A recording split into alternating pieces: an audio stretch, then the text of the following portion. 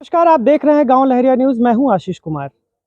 ये वर्ष 2010-11 के आसपास की बात है। पट्टी में 2100 नंबर की गाड़ियों का एक काफिला आता है जो कि चर्चा का विषय होता है। वो गाड़ियों का काफिला बसपा से चुनाव लड़ रहे मनोज तिवारी का होता है।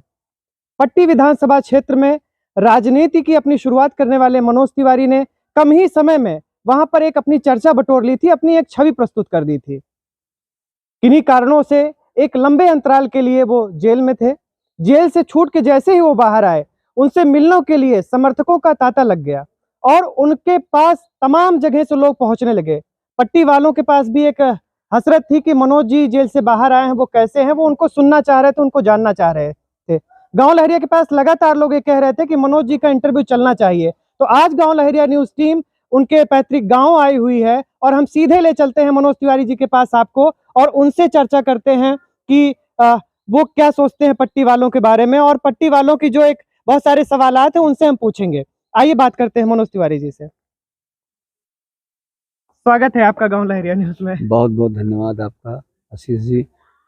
पट्टी चुनाव लड़ने तो मैं गया था चुनाव लड़ने के, लेकिन पट्टी के लोगों ने जो प्यार दिया हमको, ये लगा ही नहीं कि मैं चुनाव लड़ने आया। वहाँ पे तो पट्टी बिल्कुल घर जैसा, अपने पैतृक जो घर है उससे भी कहीं भी कम वहाँ प्यार नहीं मिला। और हम लोगों की जो ये जेल यात्रा रही, ये भ्रष्टाचार के खिलाफ हमारी लड़ाई थी। आपको शायद याद हो कि उत्तर प्रदेश के चर्चित खाद्यान्न घोटाले का PIL करता मैं ही था। मैं ही यादव सिंह प्रकरण का शिकायत करता था माननीय सुप्रीम कोर्ट में। इस भ्रष्टाचार के खिलाफ लड़ाई को कुंठित करने के लिए तत्कालीन सरकार ने 3 महीने में मेरे ऊपर 2 दर्जन से ज़्यादा मुकदमे लिखे। और आपके चैनल के माध्यम से मैं ये बताना चाहता हूँ कि मैं ही पहला वो शख्स हूँ जिसने योगी आदित्यनाथ जी को 2015 को मुख्यमंत्री बनाने की मैंने मांग की थी, जिसके फलस्वरूप में पार्टी से निकाल दिया गया था। उसके बाद तत्कालीन सरकार ने इस घोटाले को दबाने के लिए, इस घोटाले के आरोपियों को बचाने के लिए हमको लगातार जेल में रखा गया, लगातार फर्जी मुकदमे लिखे गए। और आप लोगों के आशीर्वाद से, क्षेत्र के लोगों के आशीर्वाद से, उन गरीबों की दुआओं से जो भूख से मर गए थे, उनके आशीर्वाद से आपके बीच में लगभग सभी मुकदमों में बरी होकर, एकाध मुकदमों में जमानत लेकर आपके बीच में हूँ। और निश्चित रूप से पट्टी से जो प्यार मिला, जो दुलार मिला हमको इस संघर्ष के दौरान में, मैं उसको जीवन भर न भूल सकता हूँ, न पट्टी वालों का कभी एहसान उतार सकता हूँ। बहुत बहुत धन्यवाद। भ्रष्टाचार के खिलाफ आपने आवाज उठाई थी, आपकी एक जेल यात्रा थी, हम उस प्रसंग पर कभी और चर्चा करेंगे, लेकिन चेहरे की चमक बता रही कि आत्मविश्वास डिगा नहीं है आपका। निश्चित रूप से ये मेरा आत्मविश्वास जो है, ये हमारे उन लोगों की वजह से जो इस संघर्ष में दिन रात हमारे साथ रहे। हमको कभी लगा ही नहीं कि मैं संघर्ष में अकेला हूँ। ये चेहरे की चमक अपने लोगों का आत्मविश्वास है मेरे चेहरे। लगातार ये 8 साल आपसे लोग जुड़े रहे? जुड़े ही नहीं रहे, यहाँ से लेके, जेल से लेके, तारीख से लेके पैरवी। मुझे तो तारीख भी नहीं पता रहती थी। मेरे लोग, मेरे समर्थक ऐसे थे कि जिन्होंने तारीख तो छोड़ दीजिए, पैरवी के लिए दिन रात अपना घर छोड़ रखा था।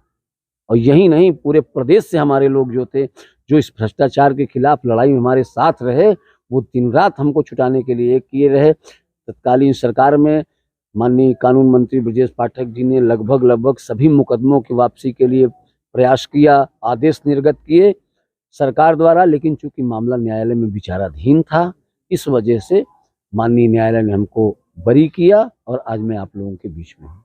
कानून की एक लंबी लड़ाई लड़ करके आप बरी हुए हैं और इस समय जनता के बीच में है। पट्टी आपका, आप कहते हैं, घर रहा है, परिवार रहा है, लोग वहाँ के आपको परिवार का सदस्य की तरह मानते हैं। तो राजनीति में वापसी? राजनीति में वापसी नहीं, घर वापसी कहिए। पट्टी घर है, घर वापसी निश्चित रूप से। पट्टी में तो जाना ही, अगर मैं नहीं जाता घर में तो समझ लीजिए कि घर छोड़ने जैसा होगा। इस संघर्ष के दौर में पट्टी मेरे साथ हर तरीके से खड़ी रही, तो इसलिए पट्टी को राजनीतिक रूप से लेना मेरे लिए पट्टी के साथ अन्याय होगा। पट्टी को तो मैं घर के तरीके से अब लेने लगा हूँ। शुरुआत तो मैंने पट्टी में राजनीति की थी, लेकिन पट्टी अब घर के रूप में लेने लगा हूँ। तो घर में वापसी नहीं कहा जा सकती, अब तो घर चलना ही चलना है। पट्टी के लोग इंतजार कर रहे हैं। गांव लहरिया न्यूज पर बहुत सारे लोगों ने ये सवाल किया था कि मनोज जी जेल से तो बाहर आ गए हैं, वो पट्टी कब आएंगे? तो इस सवाल का जवाब आप गांव लहरिया न्यूज पर देंगे? निश्चित रूप से बहुत जल्द आ रहे हैं पट्टी अपने लोगों के बीच में मिलने के लिए, लोगों के हालचाल लेने के लिए। थोड़ा सा कुछ कानूनी मसले चल रहे हैं, थोड़ी सी कानूनी कार्रवाइयाँ हैं, व्यस्तता है, 8 वर्ष का लंबा समय बीत गया है जेल में, तो थोड़ी बहुत जो व्यस्तताएं हैं उनसे जैसे ही निवृत्त होता हूँ, पट्टी अपने लोगों के बीच में जाऊँगा, उनके सुख दुख में शामिल होऊंगा। जिन लोगों ने इंतजार किया है 8 साल का, उनके बीच में निश्चित रूप से बैठूंगा। कंवर लहरिया से बात करने के लिए बहुत बहुत धन्यवाद आपका। आप ये देख रहे थे कि हमारे साथ में मनोज तिवारी जी थे, उनका आत्मविश्वास डिगा नहीं है। वो कह रहे हैं गांव लहरिया के माध्यम से पट्टी वो घर वापसी करने जा रहे हैं और जल्द ही पट्टी में वो उपस्थित होंगे, अपने लोगों के बीच होंगे। गांव लहरिया न्यूज से आशीष कुमार तिवारी की रिपोर्ट, प्रतापगढ़।